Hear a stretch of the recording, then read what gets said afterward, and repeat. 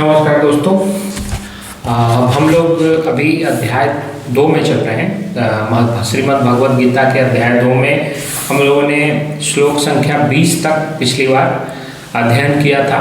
तो अब हम लोग इसके आगे के श्लोक को देखने वाले हैं। तो पीछे जो हम लोगों ने श्लोक को देखा तो उन श्लोकों में ये देखा गया कि मुख्य रूप से भगवान श्री कृष्ण जो हैं वो अर्जुन के मोह को मिटाने के लिए, अर्जुन के भ्रम को मिटाने के लिए वो इस शरीर की नश्वरता का और हमारी आत्मा की, जिसको यहाँ गीता में भगवान ने आत्मा शब्द का प्रयोग नहीं किया है, उसको देही कहा है। तो जो इस देह में रहने वाला है उसकी अमरता का वर्णन किया है। उन्होंने बतलाया है कि जैसे ये संपूर्ण विश्व जिससे व्याप्त है उसका न तो कभी नाश हो सकता है, न तो वो उसका कभी जन्म होता है, वो सदा से है, सदा रहेगा। और वही हमारे अंदर भी व्याप्त है, हमारे इस देह में भी वही रहता है। तो उसका भी न तो नाश हो सकता है, न कभी उसका जन्म होता है, न कभी मृत्यु होती है। इस प्रकार से अर्जुन को समझा रहे हैं और वो हमेशा सनातन है, पुरातन है, ऐसा उन्होंने बताया था। अब हम लोग आगे चलते हैं। अब श्लोक संख्या 21 में आते हैं।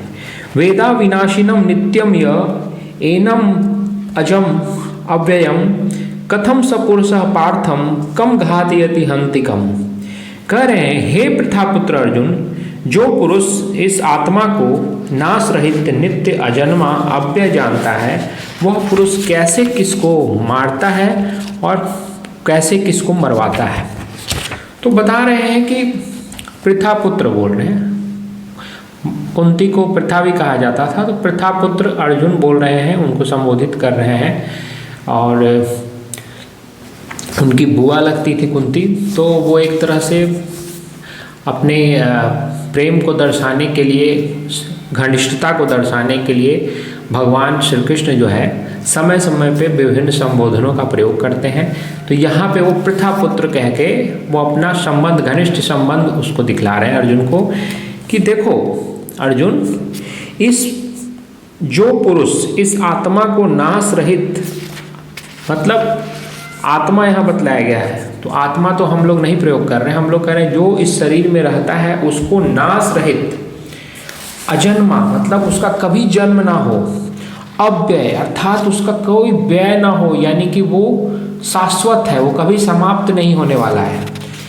तो जो पुरुष ये जानता है कि इस शरीर में जो रहता है वो नाश रहित है, अव्यय है, अजन्मा है, कभी जन्म ही नहीं हुआ, तो वो कैसे किसी को मरवाता है और कैसे किसको मारता है। जब हम जान रहे हैं कि जिसको हम मारने का सोच रहे हैं उसके अंदर जो मूल तत्व जो अवस्थित है, जिससे यह संपूर्ण जगत व्याप्त है और वह मनुष्य भी व्याप्त है या वह जीव भी व्याप्त है, अगर वह अव्यय है मतलब उसका कभी नाश नहीं होता, वह जन्मा है, अविनाशी है, तो जब वो अविनाशी और अजन्मा है तो उसका विनाश हो ही नहीं सकता। तो उसका जब विनाश नहीं हो सकता तो कोई कैसे किसी को मार सकता है और कैसे किसी को मरवा सकता है। तो यही बतला रहे हैं कि चूंकि जिससे यह शरीर व्याप्त है, जो इस शरीर में रहता है वो अजन्मा है, अविनाशी है, उसका विनाश हो ही नहीं सकता। वो सिर्फ आगे बतलाएंगे कि वो वस्त्रों को त्याग कर बस नए वस्त्र धारण करता है। जैसे हम लोग वस्त्र त्यागते हैं और फिर नया वस्त्र धारण करते हैं, उसी प्रकार से वह जो है एक शरीर को छोड़कर दूसरे शरीर को धारण करता है। तो वो सिर्फ शरीर बदलता है, उसका खुद का कभी नाश नहीं होता। तो यही बतलाने की कोशिश कर रहे हैं भगवान श्री कृष्ण। आगे बोलते हैं, वाशांसी जीर्णानि यथा विहाय नवानि गृह्णाति नरो अपराणि तथा शरीराणि विहाय जीर्णान्यानि संयाति नवानि देहि। कह रहे हैं, जैसे मनुष्य पुराने वस्त्रों को त्याग कर दूसरे नए वस्त्रों को ग्रहण करता है, वैसे ही जीवात्मा अर्थात जो देही है, जो इस देह में रह रहा है, पुराने शरीरों को त्याग कर दूसरे नए शरीरों को प्राप्त होता है। तो जैसे हम लोग वस्त्र पहनते हैं, आज ये वस्त्र पहना, ये वस्त्र गंदा हो गया, इसमें मैल आ गया, तो हम इसको बदल के फिर दूसरा वस्त्र धारण कर लेते हैं। हमें ये नहीं लगता कि इस वस्त्र को खोलने से हमें कोई नुकसान है या हमें कोई हानि हो रही है, हम आराम से इसको बदल लेते हैं, क्योंकि ये वस्त्र पहनने लायक जब नहीं रहता है, ये गंदी हो गई, तो ये जो पहनने लायक नहीं रहेगा तो हम दूसरा साफ वस्त्र पहन लेंगे। या फिर ये वस्त्र अगर जीर्ण शीर्ण हो जाए, ये पुराना हो जाए, तो हम क्या करते हैं, इस वस्त्र को त्याग देते हैं और त्याग कर फिर नए नए वस्त्र खरीदते हैं और उसको पहनते हैं।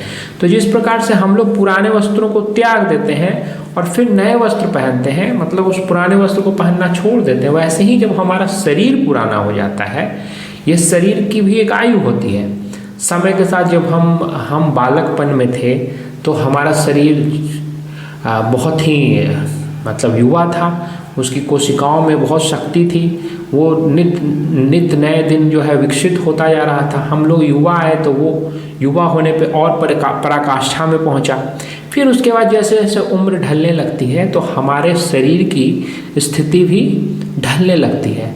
धीरे धीरे जो है अगर आप वैज्ञानिक दृष्टिकोण से देखें तो उसमें ऑक्सीडेशन होता है। ऑक्सीडेशन की वजह से हमारे सेल धीरे धीरे पुराने होने लगते हैं, मरने लगते हैं, नए सेल्स बनना कम हो जाते हैं। तो धीरे धीरे हमारा शरीर भी डिजेनरेट होता है, हमारा शरीर धीरे धीरे मिटता है। तो एक समय आता है कि जैसे वस्त्र फटे पुराने हो जाते हैं, उसी प्रकार से ये शरीर भी कई बीमारियां हो जाती है, इसमें शक्ति कम हो जाती है। जब हम वृद्धावस्था में पहुंचते हैं तो हमारी जो युवावस्था में शक्ति होती है वो शक्ति नहीं रहती, शक्ति हमारी कम हो जाती है। फिर धीरे धीरे ऐसा होता है कि इस शरीर को चलाना भी बहुत मुश्किल हो जाता है। तो ऐसी परिस्थिति में जिस शरीर में जो रह रहा है वो अब नए शरीर की तलाश करता है, वो इसको छोड़ देता है, इसको त्याग देता है और फिर वो नया शरीर धारण करता है। तो ये बतला रहे हैं भगवान कि जैसे पुराने शरीर को त्याग कर नए शरीर को धारण करता है इस देह में रहने वाला, वो बिल्कुल उसी प्रकार होता है जैसे हम लोग एक पुराने वस्त्र को त्याग कर नया वस्त्र धारण करते हैं। तो अगर हम और गहराई में जाएं तो इसके बारे में बहुत सी बातें हैं।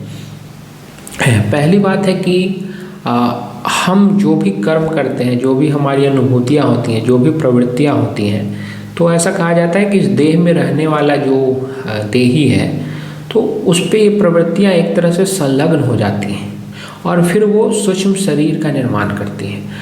और जब हम अगला जन्म लेते हैं तो उस सूक्ष्म शरीर के साथ उसमें प्रवेश करती हैं।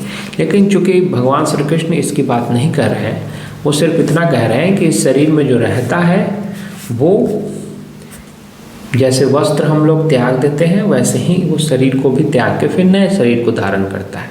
तो हम लोग इतना ही समझते हैं और आगे बढ़ते हैं। नैनम छिन्दन्ति शस्त्राणि नैनम दहति पावक न चैनम क्लेदयन्त्यापो न शोष्यति मारुतः।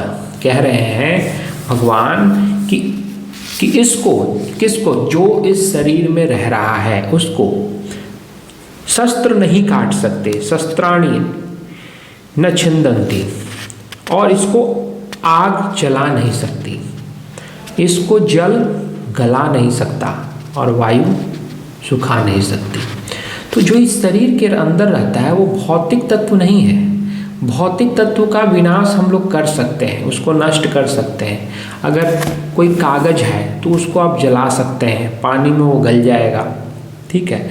किसी अस्त्र शस्त्र से उसको काट सकते हैं, कोई भी जड़ हो या चेतन हो, उसको अग्नि से आप जला सकते हैं, जल से गला सकते हैं, शस्त्र से उसको काट सकते हैं और वायु चाहे तो अगर उसको सुखा भी सकती है। तो ये सब भौतिक तत्वों में होता है। इस शरीर के साथ भी ऐसी अवस्था है, अगर इसको अग्नि में डाल दिया जाए तो ये शरीर जल जाएगा। जो मृत्यु के बाद कई धर्मों में ऐसा किया जाता है, जैसे हिंदू धर्म में शरीर को जला दिया जाता है। तो जब शरीर को जला सकते हैं तो शरीर तो जल जाता है, लेकिन भगवान श्री कृष्ण कह रहे हैं कि इस शरीर के अंदर जो रहने वाला है उसको न तो अग्नि जला सकती है, न शस्त्र काट सकते हैं और न ही जल गला सकता है और न ही वायु सुखा सकता है। वो बता रहे कि वो शाश्वत है, उसमें कोई भी विनाश नहीं हो सकता। उसका किसी प्रकार से हम लोग विनाश करने में सक्षम नहीं हैं। आगे कहते हैं अछेद्यो अयम दाह्यो अयम क्लेद्यो अशोष्य एव च नित्यः सर्वगतः स्थाणुर् चलो अयम सनातन। कह रहे हैं यह जो शरीर में ये जो रहने वाला है, शरीर न कहें या देही कहें या आत्मा, कुछ लोग कह रहे हैं तो आत्मा, तो ये जो शरीर में रह रहा है वो अछेद्य है, अर्थात उसको हम उसमें छिद्र नहीं हो सकता। उसको अगर हम किसी अस्त्र शस्त्र से भोंक कर अगर हम चाहें कि उसमें छिद्र हो जाए तो नहीं, उसको छेदा भी नहीं जा सकता। और अदाह्य है, उसको जलाया नहीं जा सकता, जो पहले वो बता रहे थे। अक्लेद्य है, उसमें कोई भी दुख या संताप नहीं होता, और जैसे हवा उसको सुखा नहीं सकती तो अशोष्य है, उसको सूखा नहीं जा सकता या सुखाया नहीं जा सकता। और यह नित्य है, हमेशा रहती है, हमेशा से है और हमेशा रहेगी। ये कब से इसका प्रारंभ हुआ इसको हम लोग निश्चित नहीं कर सकते। ये सदा से है और सदा रहेगी। सर्वगता, सर्वगता का अर्थ हुआ ये सर्वव्यापी है। ऐसा नहीं है कि ये सिर्फ इस शरीर में ही है, नहीं, इस शरीर में तो वो आपको ऐसा महसूस हो रहा है, लेकिन वो है सर्वव्यापी, वो हर जगह है।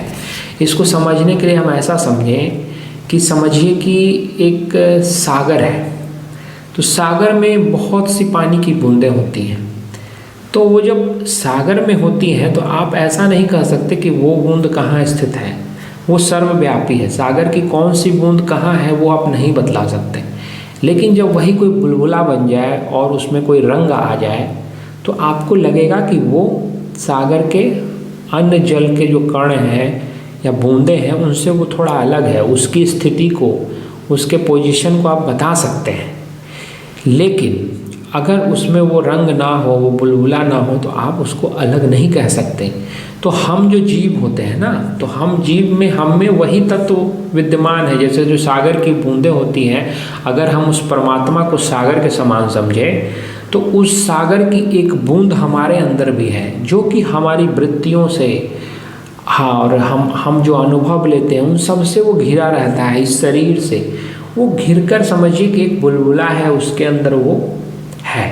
तो बुलबुला का जो परत है वो हमारी प्रवृत्तियां हैं या शरीर है, ये सब कुछ वो बुलबुला की बाहरी परत है। और उसके भीतर जो जल की बूंद है वही है वो सर्वव्यापी तत्व जो संपूर्ण ब्रह्मांड में व्याप्त है, संपूर्ण जड़ चेतन सब में व्याप्त है। वही तत्व उसमें, उस बूंद में भी, उस बुलबुले में भी व्याप्त है।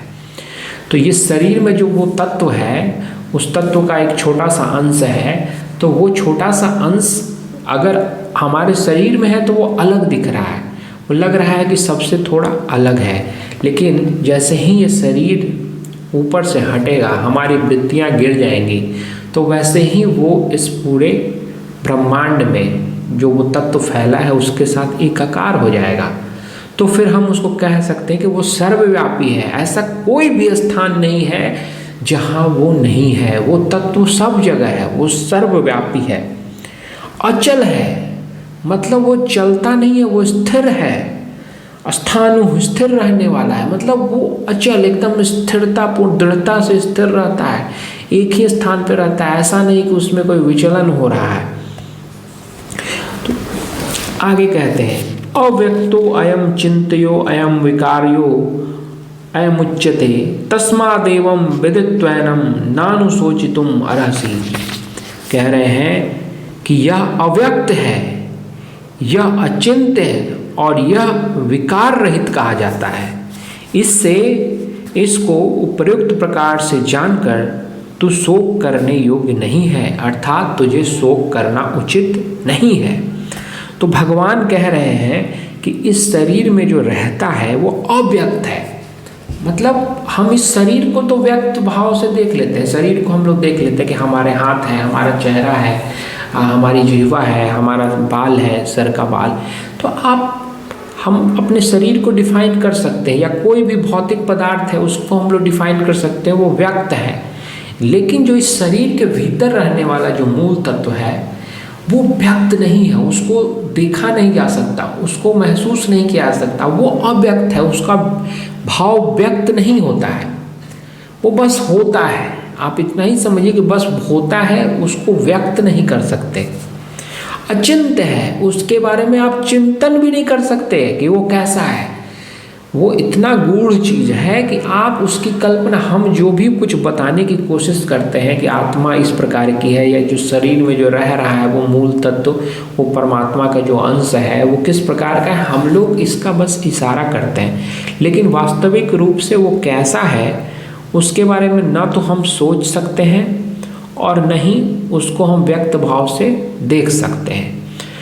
तो अचिंत्य है। जैसे कि आप एक बात बताइए, आप रसगुल्ला खाते हैं, सपोज एक रसगुल्ला खाते हैं, तो आपको रसगुल्ला मीठा लगता है, लेकिन आपको कोई कहे कि आप बताइए कि रसगुल्ला का मीठा स्वाद कैसा होता है, आप उसको व्यक्त कीजिए, बताइए, तो आप उस स्वाद को व्यक्त नहीं कर सकते, उसको सिर्फ महसूस किया जा सकता है। आपको जब मीठा शब्द बोला जाएगा तो आपको मीठापन का एहसास हो जाएगा, आप समझेंगे कि मीठा क्या होता है, लेकिन आप उसको डिफाइन नहीं कर सकते, आप बता नहीं सकते कि मीठा वास्तविक में क्या होता है। तो जिस प्रकार से वो अव्यक्त है, उसी प्रकार से इस शरीर में रहने वाला वह सर्वव्यापक तत्व अव्यक्त है, उसको आप डिफाइन नहीं कर सकते। तो भगवान श्री कृष्ण कह रहे हैं कि जब यह विकार रहित भी है, मतलब इसमें कोई विकार नहीं होता, कोई मॉडिफिकेशन नहीं होता, वो जैसा है आरंभ से वैसा ही था और हमेशा वैसा ही रहेगा, उसमें जरा सा विकार उत्पन्न नहीं होता है। तो कहते हैं कि जो अव्यक्त है, जिसका हम चिंतन नहीं कर सकते, जो विकार रहित है, उसमें कोई परिवर्तन नहीं होता, तो इस आत्मा को या इस शरीर में जो रहने वाला जो तत्व है, इसको इस प्रकार से जानकर तू शोक करने के योग्य नहीं है। जब उसमें कोई परिवर्तन ही नहीं होता, वह विकार रहित है, अव्यक्त है, आप किसी की शरीर की मृत्यु भी हो जाएगी तो उसमें जो मूल तत्व रह रहा है, उसको तत्व नाम देना भी जो है उसको नाम नहीं दिया जा सकता। बस आप यही समझिए कि जो भी शरीर में रह रहा है तो उसमें कोई परिवर्तन नहीं आता और वो शाश्वत है, वो पहले भी था, अभी भी रहेगा और बाद में भी रहेगा, उसमें कोई भी परिवर्तन नहीं आता। तो कहते भगवान कि जब उसमें कोई परिवर्तन नहीं आता तो तू फिर शोक क्यों कर रहा है, उसके लिए शोक करने की आवश्यकता क्या है।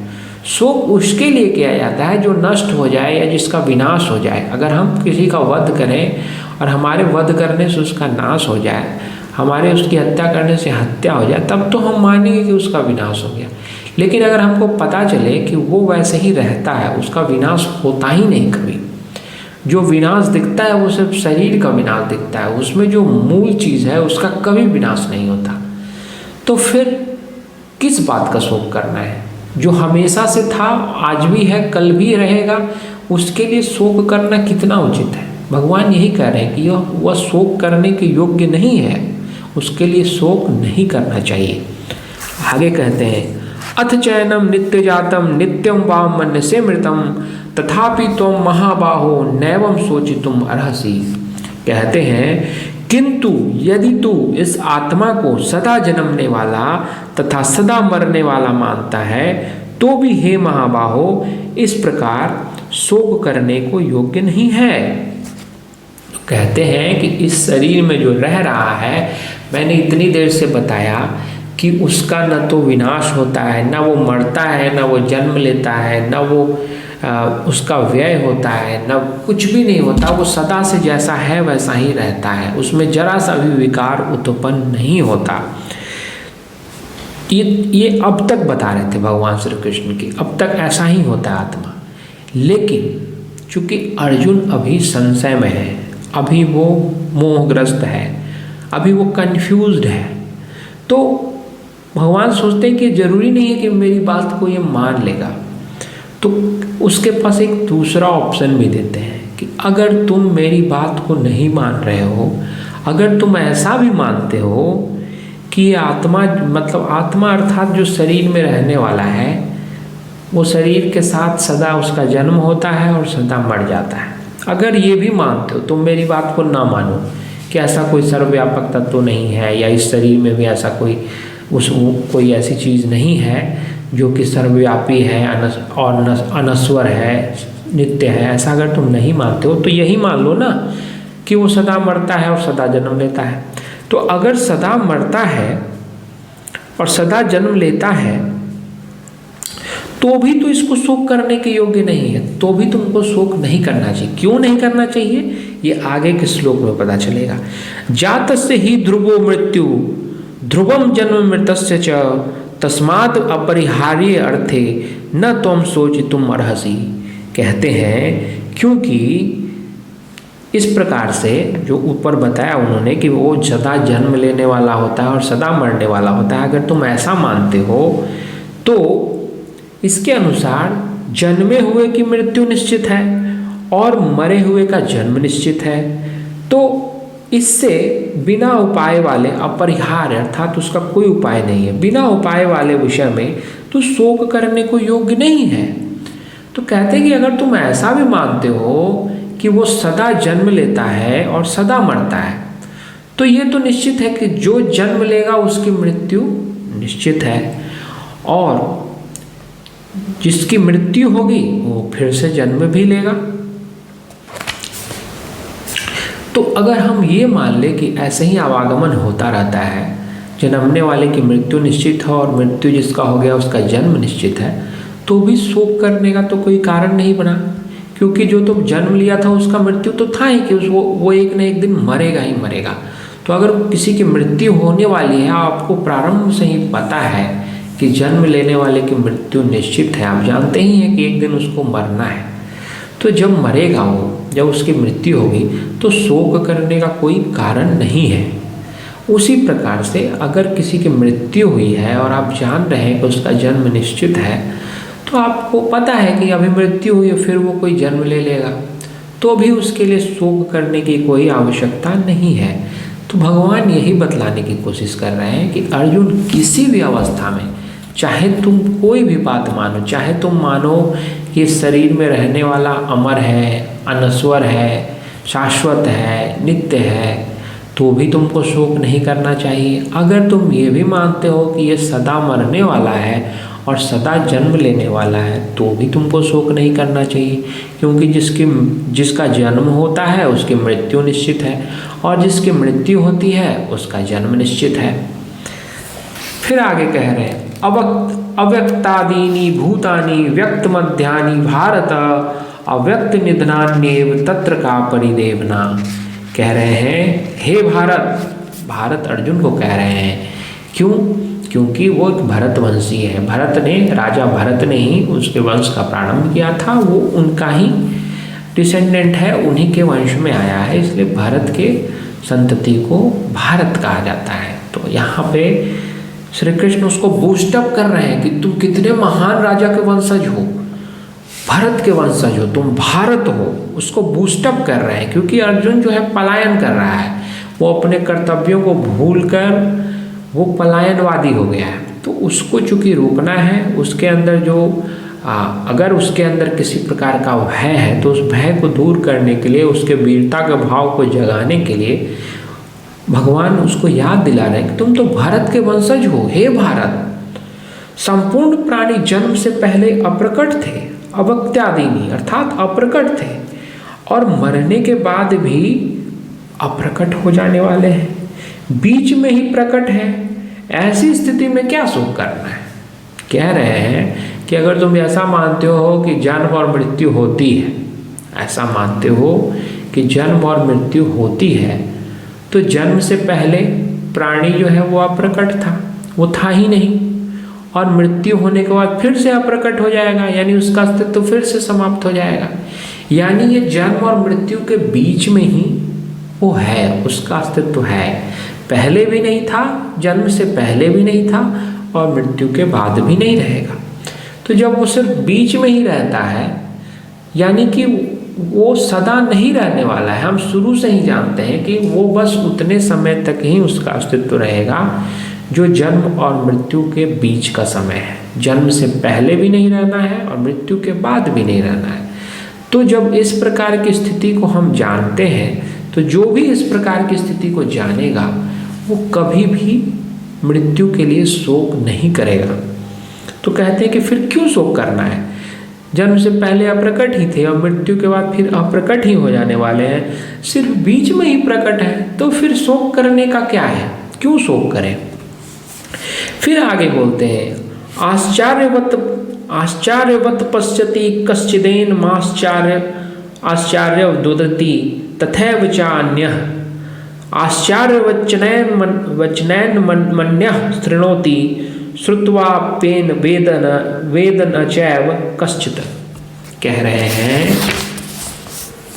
कि कश्चित कदाचित कोई एक महापुरुष ही इस आत्मा को आश्चर्य की भांति देखता है और वैसे ही दूसरा कोई इसके तत्व को आश्चर्य की भांति वर्णन करता है तथा दूसरा कोई इसे आश्चर्य की भांति सुनता है और कोई कोई तो सुनकर भी इसको नहीं जानता।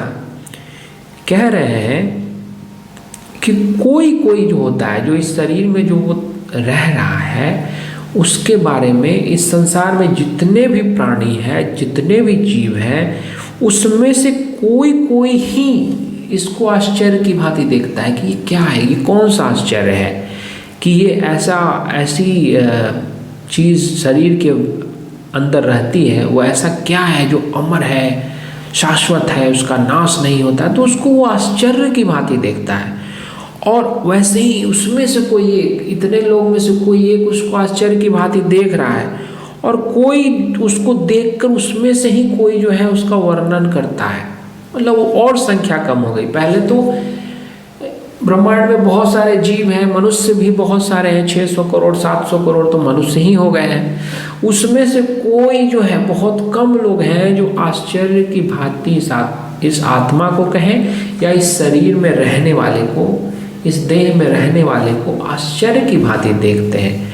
और फिर उनमें से कोई एक जो है, मतलब कुछ लोग उसका आश्चर्य की भांति वर्णन करते हैं, और जो वर्णन करता है तो कोई उसको सुनता भी है, तो काफ़ी कम लोग हैं, कुछ लोग ही हैं जो उसको फिर सुनते हैं। और कई लोग तो ऐसे हैं कि सुन के भी इसको नहीं जानते, बस सुन लेते हैं, जैसे कोई कहानी कह रहा है वैसे वो सुन लिया, लेकिन सुनकर भी उसका जो मूल बात है, उसका जो गूढ़ अर्थ है, उसको नहीं समझ पाते, इसको समझ ही नहीं पाते कि वो क्या है।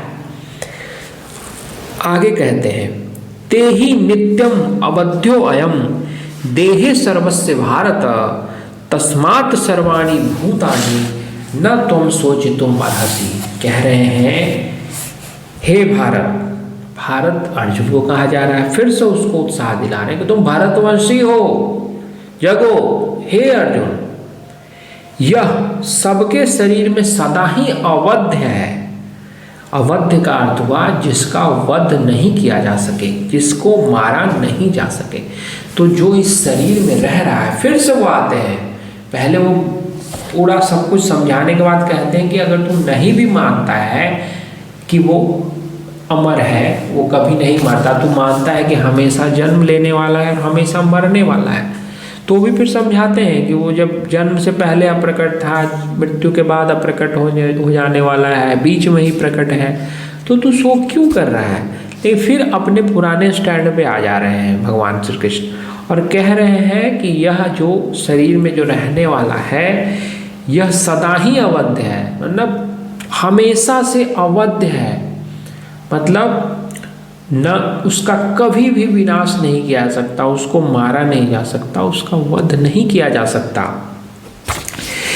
तो कहते हैं कि जब किसी का वध ही नहीं किया जा सकता, उसमें जो रह रहा है, जो मूल है, वो हमेशा से है, उसको कभी हम मार नहीं सकते, तो फिर संपूर्ण प्राणियों में किसी के लिए भी तो शोक क्यों कर रहा है, क्योंकि किसी की मृत्यु तो हो ही नहीं रही है, किसी का वध तो हो ही नहीं रहा है।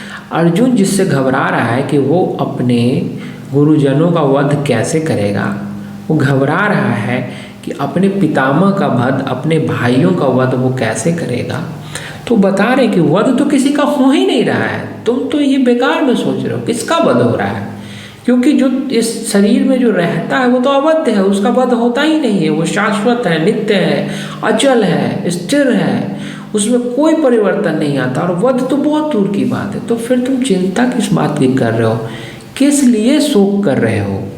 आगे करते हैं, स्वधर्मम अपि चावेक्ष न विकम्पितुम हर्ष अहर्ष अर्हसि धर्म्याद्धि युद्धाश्रेयो अन्यत्य क्षत्रियस्य न विद्यते। कहते हैं तथा अपने धर्म को देखकर भी तू भय करने योग्य नहीं है, क्योंकि क्षत्रिय के लिए धर्मयुक्त युद्ध से बढ़कर दूसरा कोई कर्तव्य कल्याणकारी नहीं है। उससे ज़्यादा कल्याणकारी कुछ भी नहीं है, उससे श्रेयस्कर कुछ भी नहीं है। वो बतला रहे हैं, अभी तक उसको उत्साह दिला रहे थे, भारत बोल रहे थे, भारत 2 बार उन्होंने बोला। क्यों बोला? उसको बतला रहे थे कि तुम भरत के वंशज हो। भरत जो है क्षत्रियों में श्रेष्ठ क्षत्रिय थे और बहुत वीर थे। तो उसी की याद दिला रहे हैं कि तुम तो क्षत्रिय हो, तुम्हारा धर्म ही है कि तुम युद्ध करो, तुम लोगों की रक्षा करो, तुम धर्म के लिए युद्ध करो। धर्म का अर्थ यहाँ रिलीजन नहीं है, धर्म का अर्थ है धर्मे धारयतीति, जो इस जगत को धारण कर रहा है वही धर्म है। तो जो इस जगत को धारण करता है उसके लिए तुमको युद्ध करना चाहिए, लोगों के अधिकार के लिए, अपने अधिकार के लिए, न्याय के लिए, लोगों की रक्षा के लिए, इसके लिए युद्ध करना, यही क्षत्रिय का धर्म है। तो अपने धर्म को तुम देख रहे हो कि तुम्हारा धर्म ही युद्ध करना है, न्याय के पक्ष में, धर्म के पक्ष में तुम्हारा युद्ध करना ही तुम्हारा कर्तव्य है, तुम्हारा धर्म है।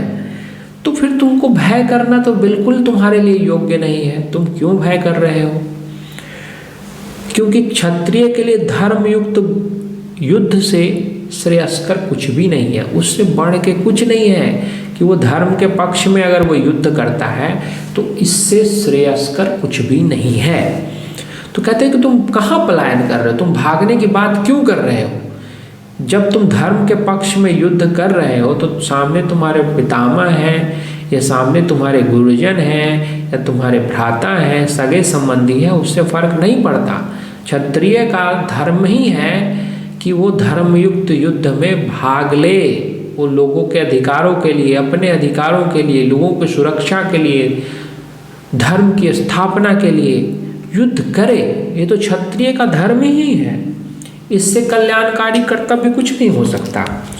यदिच्छया चोपपन्नम स्वर्ग द्वारम अपावृतम सुखिनः क्षत्रिया पार्थ लभन्ते युद्धम ईदृशम।